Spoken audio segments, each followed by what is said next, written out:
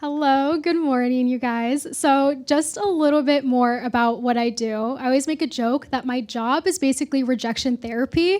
I just go out and I just figure out that person looks like they're successful. Let's go have a chat with them.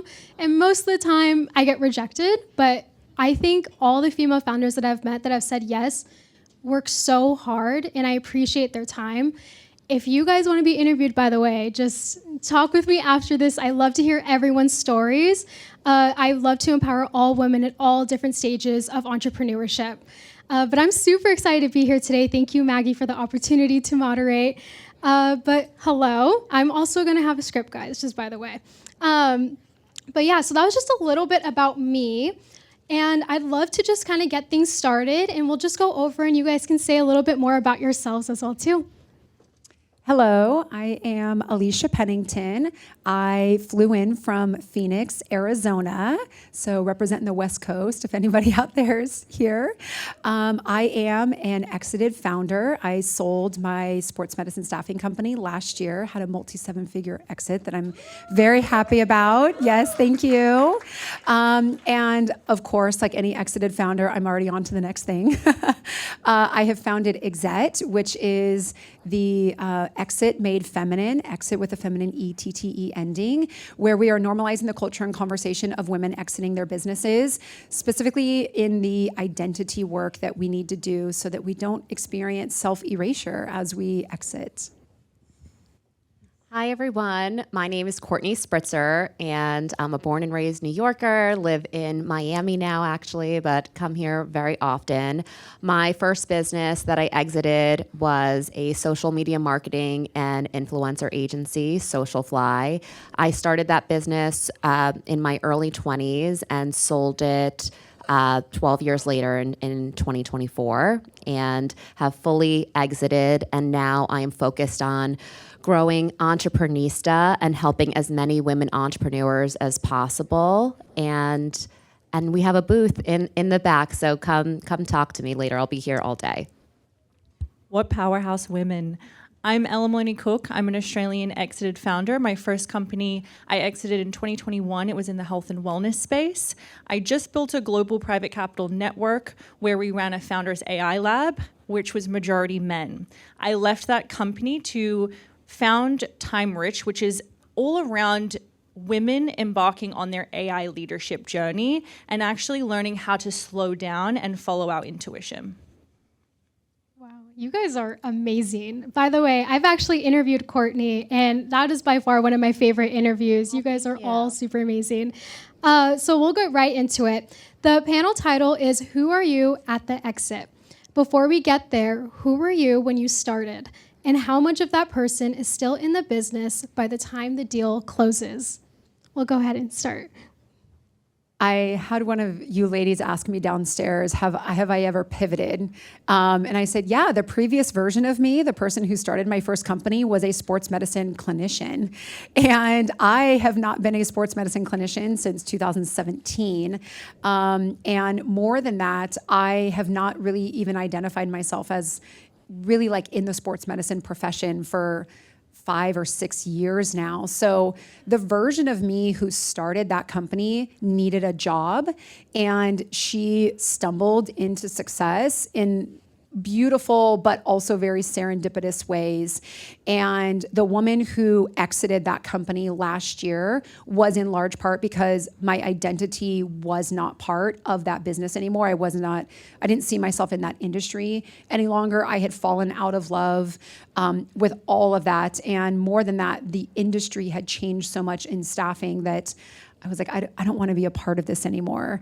But I will say that woman who started that in 2012, I wish I had more of her in me still. You were asking, what part of you is still in you? And I think that the wiser, more experienced version of me, I like her less. I loved that, that girl that just went after it and didn't have the wisdom that I do now. I wish I was as audacious as 24-year-old me was when I started that company. Yeah, I always say that too. You have to be a little naive or a lot naive to start a business, because if you know how hard it is, you probably wouldn't start. But for me, I started Socialfly as really a side hustle. I was working at American Express, working in corporate finance. This was back in 2011 when businesses were just starting to really leverage Facebook really for their marketing. It was very, very new.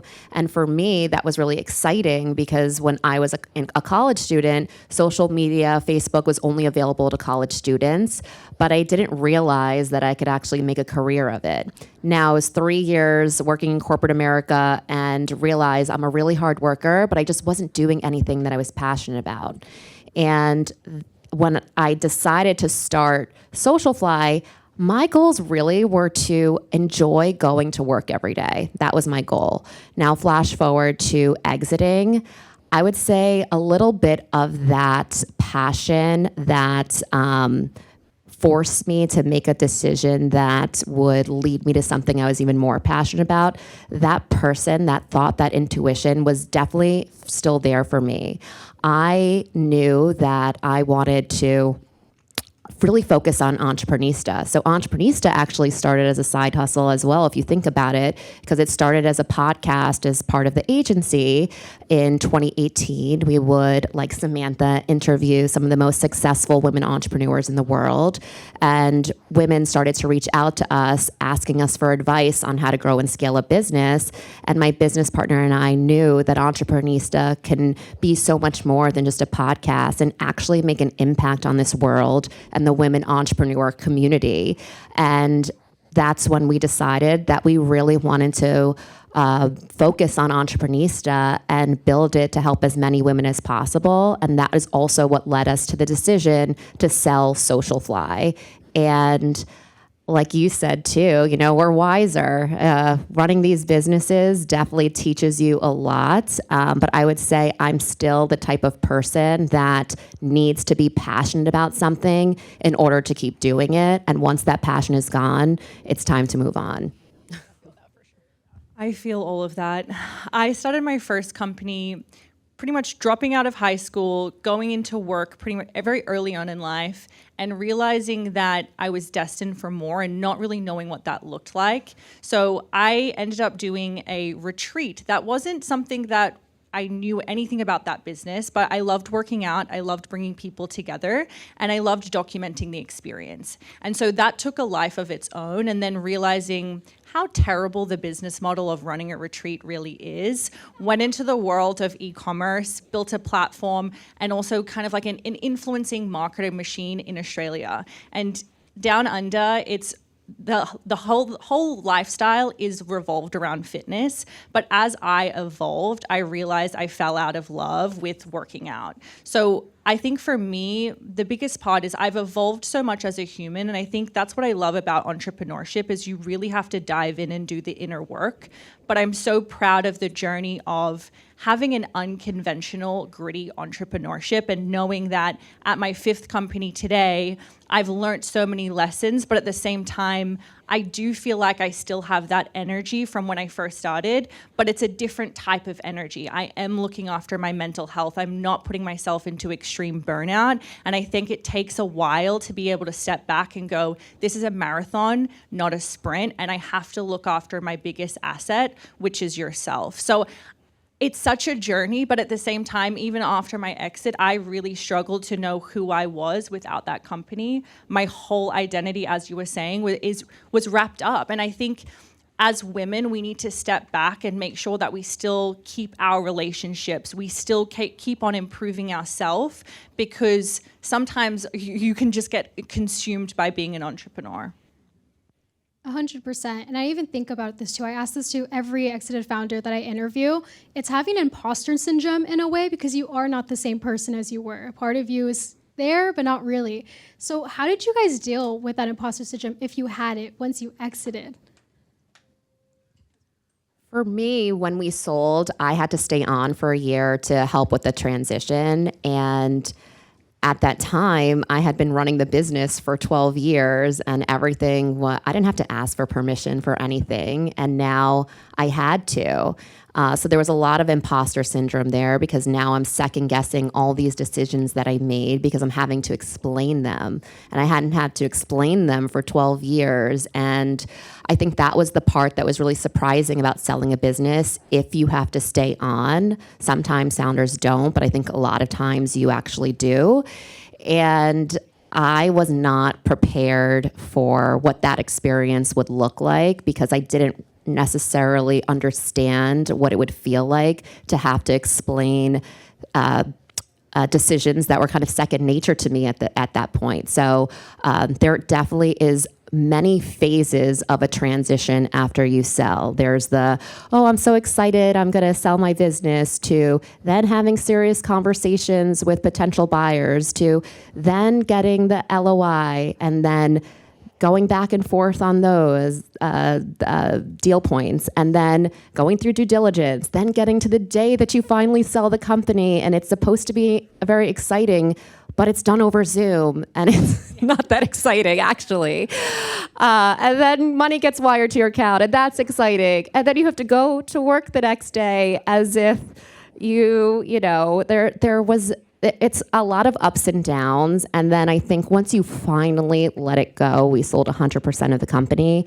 That's when the real work happens. You no longer are associated with it anymore. And for me, my identity was really tied up into that company. And I actually started a company while I had that company. So I also didn't have that period where a lot of founders have to figure out what to do next. I had what I was doing next, and I was very passionate about it. But there's still that grieving period that I didn't know that I would experience. I thought I would be really happy, and for a lot of reasons I was, but there's also a lot of grief. Yeah, I'm like, ditto. I will say I am also currently in my earnout period, and it is the hardest thing I have ever done. As entrepreneurs, you're effectively working for someone else, and there's investors, and there's performance metrics, and there's all of these things that you've agreed to do, because when you're signing that term sheet and they're like, well, in an earnout, you can get a much, much higher multiple. And you're like, yeah, sure, of course I can do that. But then the reality of it sets in that you have to ask permission for things, and the processes that you've built out, suddenly they're not good enough anymore. Like, it was good enough for you to purchase, but now it's not good enough for you to continue.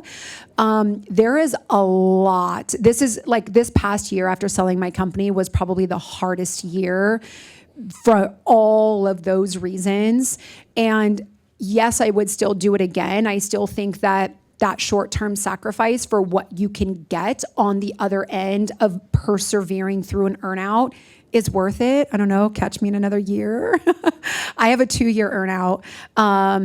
It's freaking hard. But similarly, I've already started my next thing, and being here and doing this. I tell people this is my touch grass, because I call that my day job. And as we all, we hate our day job. That's why we have our touch grass, stuff. So yeah, very similar.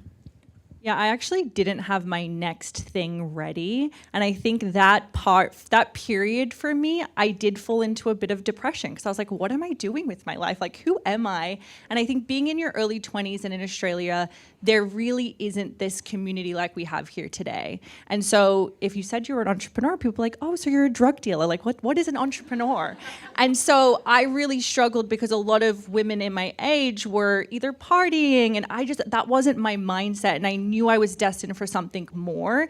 And so I actually had my next business venture fail. And that was even more harder, because I was like, wait, why didn't this work out? And there was a lot of reasons why it wasn't meant to be, but I think it's also being able to follow your intuition to understand that this journey, this life experience has brought me to where I am today. But that's why I had to move to the States, because I knew I needed to find that community. And I think it's so important that all of you are showing up here today for yourself, but also for each other. And I think when you do go through these experiences, I wish I had a space like this, because you can go up and ask questions about, hey, how are you dealing with the due diligence process? There are so many phases of exiting exiting your company that no one was talking about a decade ago, especially where I was from. I didn't even know anyone that had sold a business. So I'm really grateful for being in this New York energy, because it really has made me realize that if I had this a decade ago, imagine where I could have been. And I think it's all about making sure you have the right relationships to lean on as you go through your entrepreneurial journey.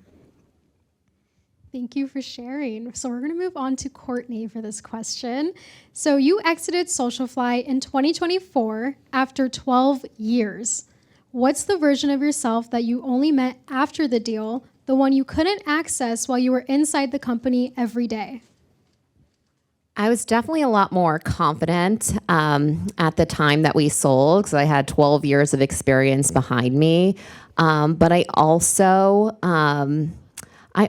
was still learning about myself, learning about what is important, because selling a business is also a trade-off. And like I was sharing earlier, there's different phases of it. And at each phase, you're trading off different things. And really, the process of selling a business, if you're not confident, hopefully you'll get confident by the end of it, because it's really going to test you. You are going to have people pressure testing your numbers, your decisions, every single step of the way. And in order for you to get your business to the finish line of actually being sold, you have to show up as your most confident self. And then even after that, you have to make sure that everything is still moving, your team is still motivated. So I would say that is who I realized I was very, very confident. And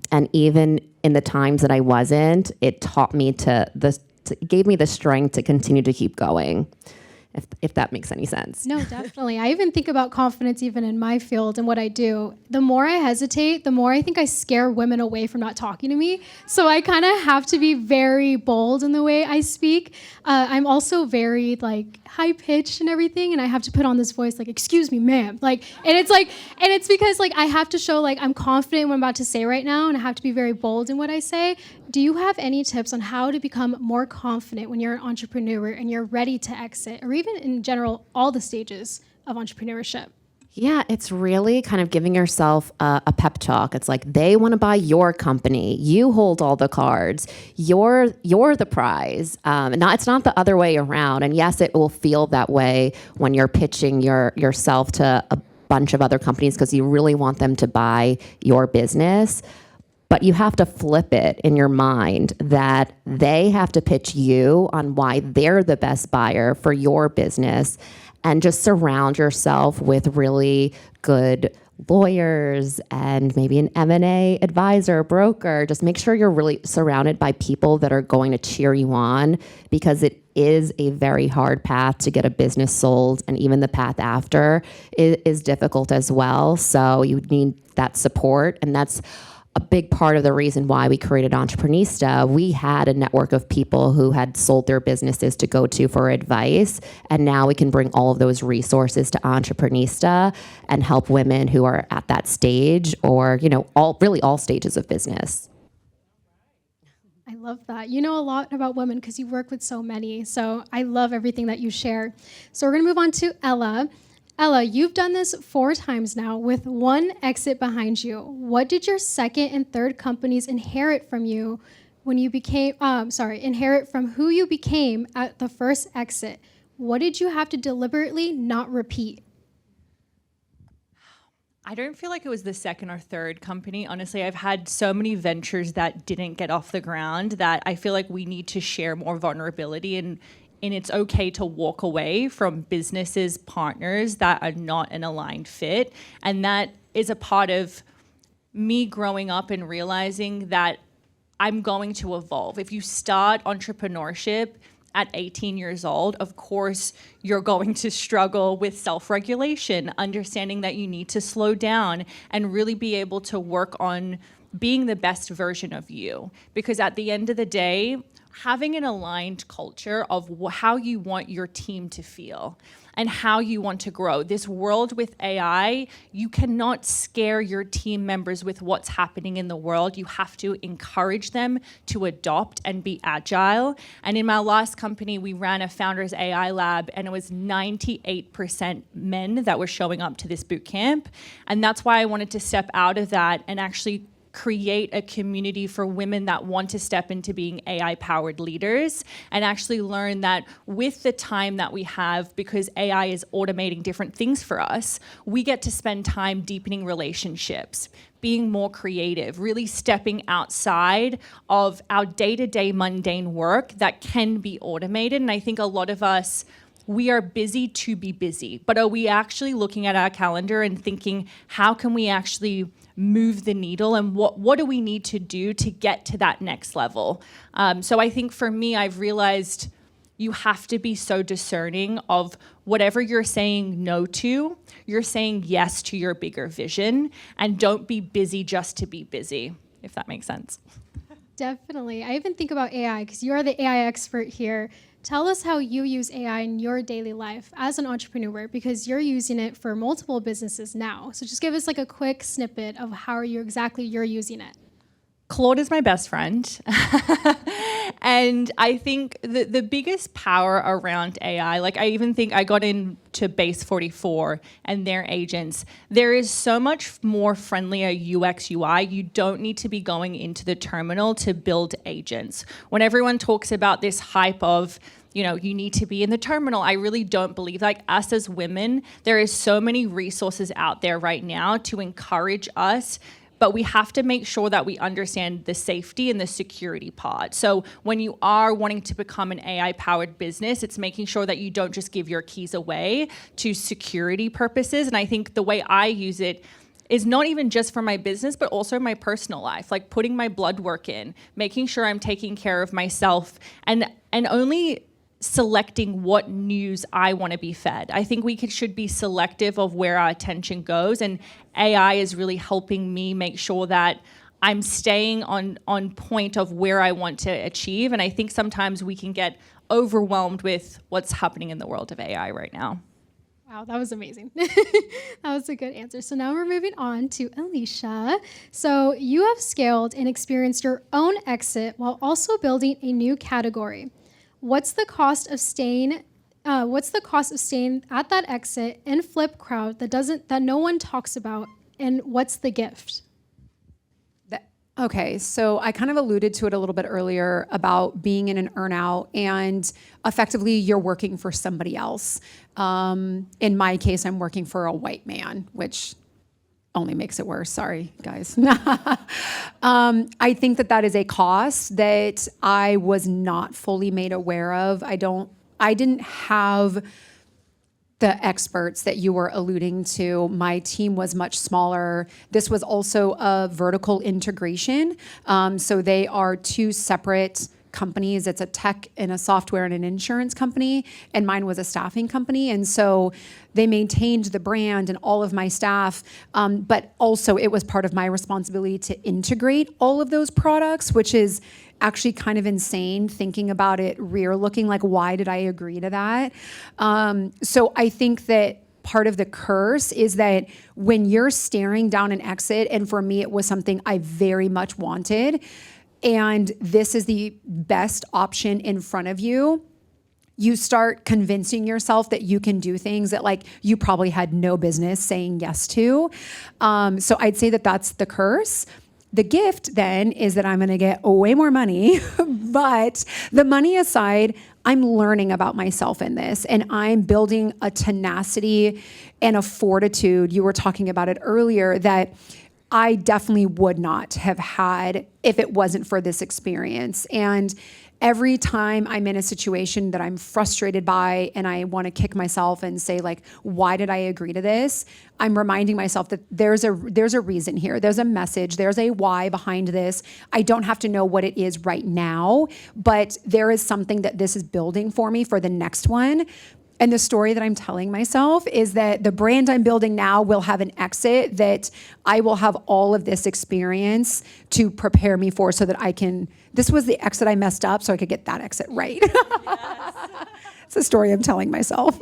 So you planned your exit, and did you already want to start a new project? Was that already in the cards for you, or were you just like, I'm done, but entrepreneurship is still calling my name, and I still need to do something? I'm a very ambitious woman. It's something I'm not quiet about. I'm also a mother and a wife, and yeah, I love those things, but it is not my identity. I'm ambitious. I'm a career woman. Like, that is who I am. I was going to find the next thing. I should say, the next thing was going to find me. So yes, I probably wanted to sell my company years before I actually did. I was very ready emotionally, identity, psychologically, spiritually. That's actually something I want to say really quick, is that it was actually my spiritual coach that got me to a place of detachment to where I could finally sell. And that's why I am focused on the identity work of exit readiness and preparation, because the finances is one piece, operations is one piece, and I think that cognitively, as women, we can wrap our minds around those. But the one statistic that is increasing every year of why women identify that they wouldn't exit, it's because of the emotional ties to their business. And in my own journey, I realized that it was my spiritual coach that got me to a place where I'm like, I've completely fallen out of love with this. My identity is no longer a part of it. I'm ready to move on to the next thing. So yes, I was ready, and that I already knew that the next thing was going to find me. That's beautiful. So we have a question for all three of you. So this is going to be a very quick one. One piece of identity you're glad you let go of on the way to where you are now, and one you're still holding on to on purpose.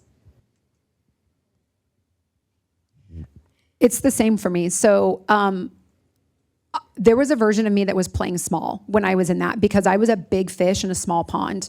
And so I'm glad that I'm no longer that girl. And I had to overcome being a big fish in that small pond in order to sell. But also now, as the next version of me, I'm reminded that I made that decision intentionally, and that I don't want to be in small ponds anymore. So I use it to propel me onto stages like this. Awesome. Courtney? Like you said, I was very emotionally attached to my first business, and really the lesson I would tell you and myself is that your first business, they can last forever. You can own them forever. They could be legacies that you pass down to your children. Those types of businesses exist. But for me, your first business can just be your launch pad, your learning grounds for whatever you're meant to do in the future. And I probably wouldn't have been so attached to it for so long and would have let it go sooner. For me, I let go of the needing of credentials. I think because I dropped out of high school, I started building so young, I really would punish myself, and I realize now I made it into my superpower. The fact that I'm dyslexic, I built a company from zero to exit at such a young age. I was gritty, and so I still have that grittiness in me today. Even though I'm not ready to jump into my next thing, I knew that we are at a stage in life where there is a wealth generational transfer, and I don't want women to be left behind with not harnessing AI. It's not something we need to be scared of, but we should be scared if we're watching it pass by us. And so I really want us to empower each other to share tools, share resources, because as a collective, these boys clubs, they're going out, they're sharing deals. I'm an investor in Anthropic because of a woman that I met at a sauna and ice bath event. So don't be afraid to really go out there and give it everything you have, because this entrepreneurial window is small. AGI is coming, and whether we like it or not, we have to start adapting with this technology. Wow. Thank you so much, you guys, for sharing. One quick question. I didn't let Maggie know this, but the School of Hard Knocks, I always have one question I ask every single entrepreneur. If there is a young woman who is here right now, and you can give her one piece of advice, maybe she's too afraid to start this business or even exit her business or move on to a different stage, what would you tell her? Keep going. And if there's something you don't know, ask. find the representation, find the person that can answer it for you. That you really have nothing to lose if you're not living to your fullest potential. So think about, what your big dream and just go for it, because worst case scenario, you learn something. Have fun along the way. Honestly, I used to take life so seriously, and I realized you just got to enjoy the journey, enjoy the hardships, because it's going to be fucking hard, but it's going to be so worth it on the other side of whatever that uphill battle that you're going through right now. And I think right now is the best time to build. It's the lowest barrier to entry to build your operations, to build technology. I just think you have to do it now. It's not tomorrow, it's today. And everyone in this room, we all have the resources and skills to be able to make that happen if you want it bad enough. I love it. Well, thank you guys so much for speaking here today. Thank you guys for listening and being an amazing audience. It was so nice speaking to everyone.